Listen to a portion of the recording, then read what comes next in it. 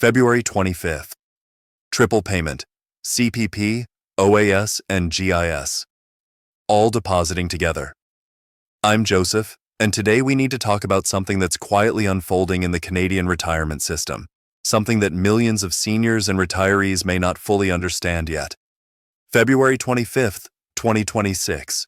3 separate government payments, CPP, OAS, GIS, all depositing on the same day. Now, on the surface, that might sound convenient, maybe even helpful.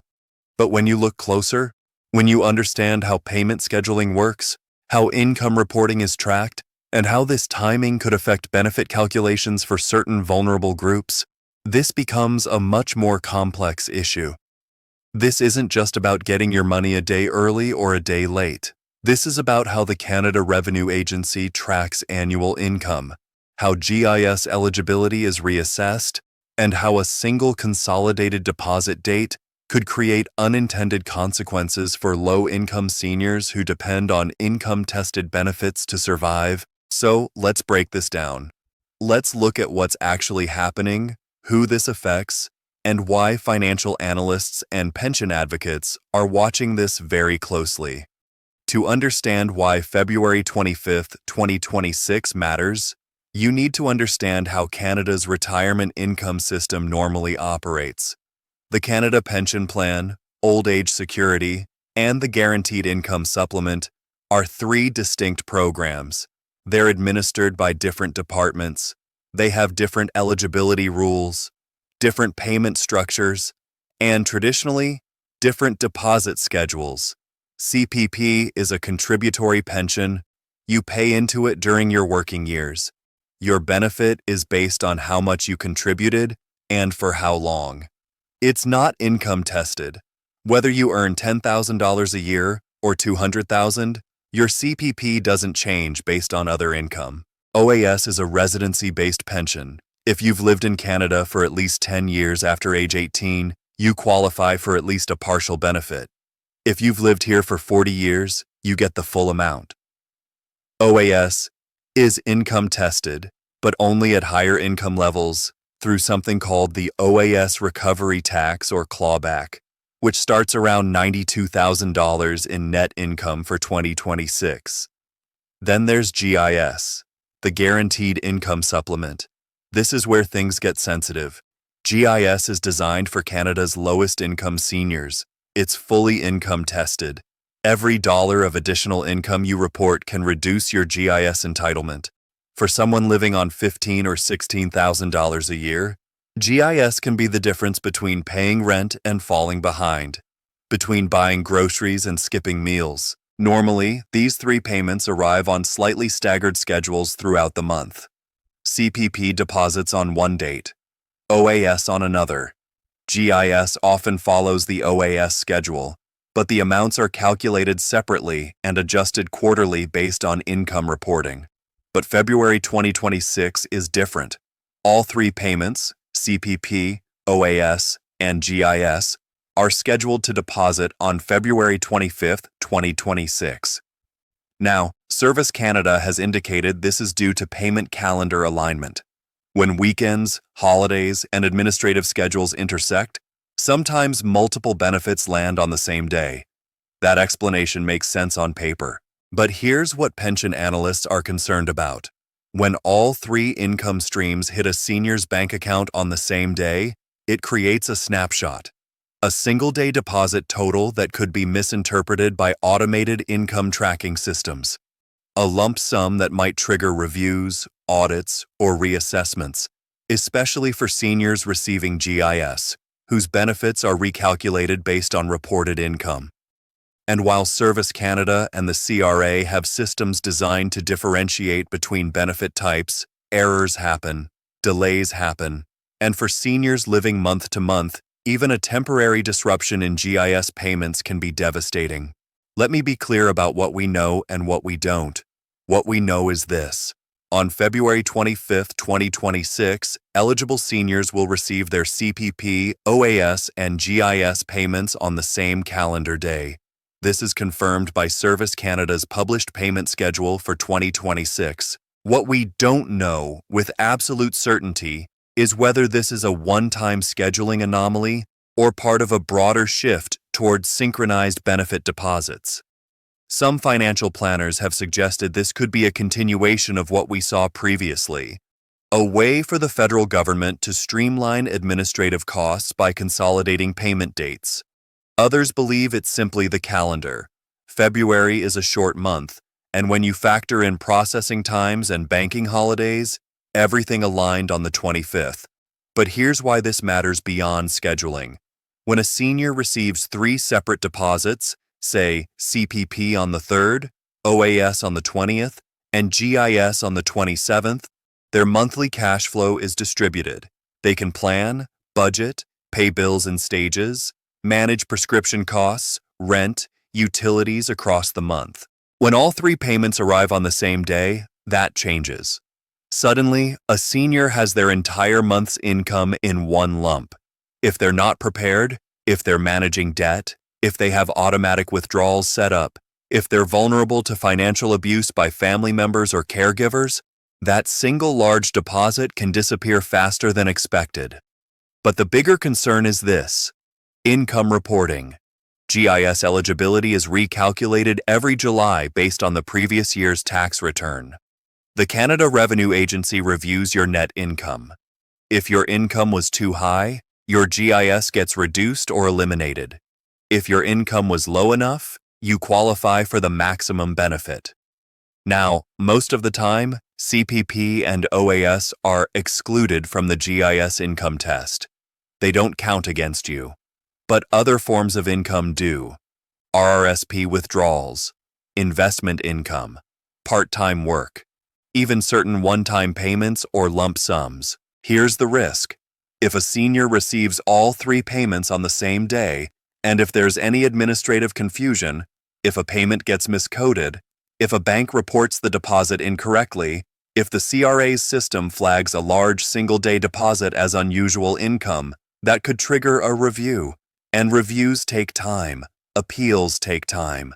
During that time, a senior's GIS could be suspended. Their income could drop by hundreds of dollars a month. And even if the issue is eventually resolved, the damage is done. This is not speculation. Pension advocates have documented cases where administrative errors led to GIS suspensions that took months to correct. So who is most vulnerable here? First and foremost, low-income seniors receiving GIS. We're talking about approximately 2.1 million Canadians as of early 2026. People who worked their entire lives but didn't earn high incomes.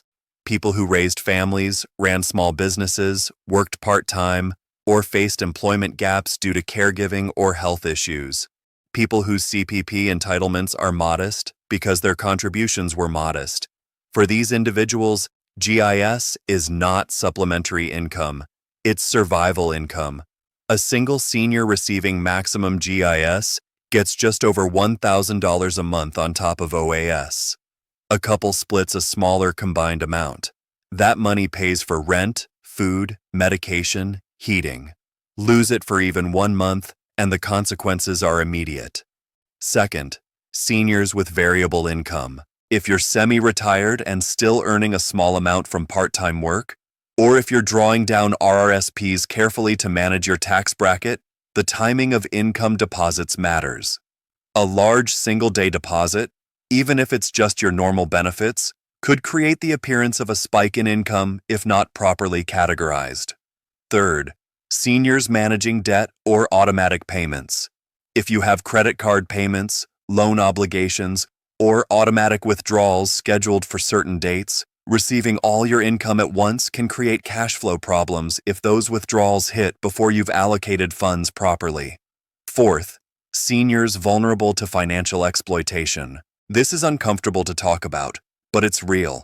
Family members, caregivers, and sometimes even financial institutions can take advantage of seniors. When a large lump sum appears in an account all at once, it's more visible, more accessible, and in cases where a senior has limited financial literacy or cognitive decline, more easily diverted. Fifth, near retirees planning their transition. If you're turning 65 in 2026, If you're applying for OAS and GIS for the first time, understanding how payment timing works is critical. Missteps in the application process, misreporting income, missing deadlines, not understanding how different income sources interact can cost you thousands of dollars in lost benefits. Let's talk real numbers for 2026. For a senior receiving maximum OAS and maximum GIS as a single person, we're looking at roughly $727 in OAS and just over $1,060 in GIS. Add in a modest CPP payment, let's say $600, and that's about $2,400 total per month. If all of that deposits on February 25th, 2026, that's $2,400 hitting the account in one day. Now, if everything goes smoothly, if the deposits are coded correctly, if the CRA's systems recognize these as standard pension benefits, if there are no flags or errors, then nothing changes. The senior gets their money. Life continues. But if there's a problem, if the GIS payment gets delayed, if there's an income verification request, if the senior's file gets flagged for review, that $2,400 could drop to $1,300. Just CPP and OAS. No GIS. For someone paying $1,000 a month in rent, that's a crisis. Let's look at another scenario. A senior couple, both receiving OAS. One receiving a small CPP. The other receiving GIS because their CPP contributions were minimal. Combined, they're getting around $3,600 a month. If the GIS portion, let's say $1,500 of that, gets suspended due to an administrative error triggered by the consolidated deposit date, they're down to $2,100. That's a 42% income drop. They can't pay their mortgage, can't cover prescriptions, can't afford groceries and utilities in the same month. Even if the issue is resolved within 60 days, which is optimistic, they've already missed payments, incurred late fees, possibly damaged their credit, and they've experienced the stress, confusion, and indignity of suddenly being unable to meet basic needs. This is not hypothetical. Pension rights organizations have documented hundreds of cases where GIS recipients faced sudden payment disruptions due to CRA errors, income misreporting, or system glitches. The financial impact of a single missed GIS payment can cascade. Once you fall behind, catching up is exponentially harder when you're living on a fixed income with inflation still affecting everyday costs in 2026. So why is this happening in 2026? The official explanation from Service Canada is straightforward. Payment schedules are determined by calendar logistics, banking processing times, and statutory requirements. Sometimes multiple benefits align on the same date. It's not a policy change, it's administrative scheduling, and that explanation is likely accurate. But let's zoom out and look at the broader fiscal environment in early 2026. Canada's federal government is under enormous pressure. The deficit remains elevated. Debt servicing costs continue to rise, particularly with interest rates still managing inflationary pressures. Inflation has strained household budgets, but it's also strained government budgets. Every major program, healthcare, defense, infrastructure, climate policy, is demanding more funding, and the cost of senior benefits is growing rapidly. Canada's population is aging. Baby boomers are now well into retirement. By 2026, nearly a quarter of Canadians are over 65. That means more CPP recipients, more OAS recipients, and crucially, more GIS recipients, because many retirees do not have significant private retirement savings. The Parliamentary Budget Officer has warned repeatedly that OAS spending is on an unsustainable trajectory.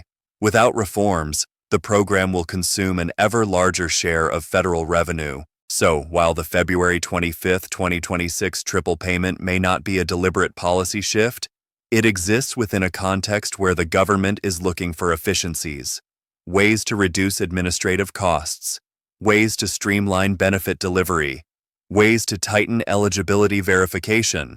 Consolidating payment dates is one potential efficiency. It reduces processing cycles. It simplifies payroll administration. It allows for more centralized income verification. But efficiency for the government can mean risk for recipients, especially vulnerable recipients who depend on income-tested benefits like GIS.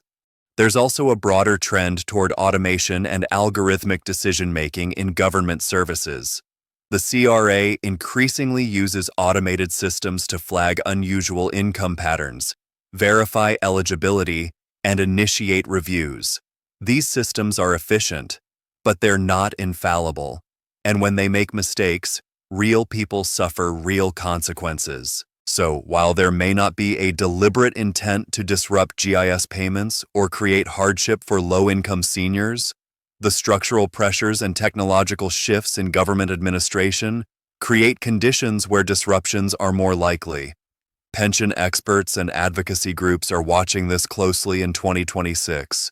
The National Pensioners Federation has raised concerns about payment timing and the need for clear communication to seniors. They've emphasized that any change to benefit delivery, even something as seemingly minor as deposit scheduling, needs to be accompanied by robust public education and support. The Canadian Association of Retired Persons has highlighted the importance of protecting GIS recipients from administrative errors. They've called on Service Canada to ensure that automated systems correctly identify and categorize pension benefits, and to provide rapid resolution mechanisms when errors occur. Economists specializing in retirement policy have noted that income-tested benefits like GIS are inherently fragile. Because they depend on annual income reporting and CRA verification, even small discrepancies can trigger major consequences. Consolidating payment dates doesn't inherently create those discrepancies, but it does create more opportunities for confusion, especially among seniors who may not fully understand how their benefits are calculated. Financial planners working with retirees have expressed mixed views. Some see consolidated payments as a potential budgeting tool. One large deposit per month can be easier to manage than multiple smaller ones. Others warn that lump sum deposits create cash flow risks and increase vulnerability to financial exploitation. Provinces, meanwhile, are concerned about the downstream effects. If federal benefit disruptions push more seniors into provincial social assistance programs, that shifts costs to provincial budgets that are already strained heading into 2026. And seniors themselves? Many don't even know this is happening. Service Canada's communication has been minimal. There's no major public awareness campaign, no targeted outreach to GIS recipients, no clear explanation of what this means or what safeguards are in place. That silence is concerning, because when vulnerable people don't understand a change, they can't prepare for it. They can't ask questions. They can't protect themselves. So if you're a senior, a retiree, or someone planning for retirement in 2026, what should you do? First, verify your payment schedule. Log into your My Service Canada account. Check your payment dates for February 2026. Confirm that you know exactly when your CPP, OAS, and GIS are depositing. Don't assume. Verify. Second, review your bank statements carefully. When the payments arrive on February 25, 2026, check that all three deposited correctly. Check the amounts. Make sure nothing is missing. If there's a discrepancy, contact Service Canada immediately. Don't wait. Third, monitor your GIS status.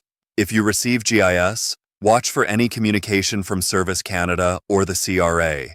If you get a letter requesting income verification, respond immediately. If your GIS payment seems lower than expected, call Service Canada right away. Do not assume it will correct itself. Fourth, keep detailed records. Save your bank statements. Save your Service Canada notices. Save your 2025 tax return and notice of assessment. If there's ever a dispute about your income or eligibility, documentation is your strongest defense. Fifth, understand your income reporting for 2025. Your GIS for July 2026 onward will be based on your 2025 tax return. If you have income beyond CPP and OAS, RRSP withdrawals, part-time work, Investment income. Make sure you understand how that affects your GIS. Work with an accountant or financial planner if necessary. Even small amounts of unreported income can disqualify you from GIS. Sixth, protect yourself from financial exploitation. If you have family members or caregivers who help manage your finances, make sure you understand where your money is going. Consider setting up automatic bill payments for essential expenses so that money is protected before it can be diverted. Seventh, stay informed. This situation is developing. If February 25th, 2026 is part of a pattern toward future consolidated payment schedules, there will be more changes coming. Subscribe to updates from Service Canada. Follow pension advocacy groups. Stay connected to credible sources of information. Eighth, advocate. If this concerns you, let your Member of Parliament know. Contact the National Pensioners Federation or CARP. Speak up. The more seniors and retirees demand transparency and accountability, the more likely the government is to respond. Looking ahead into 2026 and beyond, what can we expect? In the short term, February 25th, 2026 will come and go. For most seniors, payments will arrive as scheduled. No problems, no disruptions. But for a subset, those whose files get flagged, whose income gets miscategorized, whose benefits get suspended pending review, this could be the start of a months-long ordeal. How the government responds to those cases will tell us a lot. If Service Canada resolves issues quickly, if they proactively reach out to affected seniors, if they implement safeguards to prevent future errors, then maybe this really is just a scheduling quirk. But if problems are dismissed as isolated incidents, if seniors are left to navigate complex appeals processes on their own, if the government uses this as a stepping stone toward broader administrative consolidation without adequate protections, then we're looking at a systemic issue. Longer term, the bigger question is this: what is the future of income-tested benefits in Canada? GIS is expensive. It's complex to administer. It creates perverse incentives. Seniors avoiding part-time work or RRSP withdrawals because they don't want to lose benefits. And it's vulnerable to the kind of administrative errors we're discussing. Some policy experts have proposed replacing GIS with a higher universal OAS payment. That would eliminate the income testing complexity, but it would also cost tens of billions more per year. Other experts have proposed tightening GIS eligibility, raising the income thresholds, or adjusting the clawback rates. That would save money, but would also reduce benefits for Canada's poorest seniors. The federal government hasn't committed to any specific reform as we head deeper into 2026, but the pressure is building, and the decisions made in the coming months and years will shape retirement security for generations.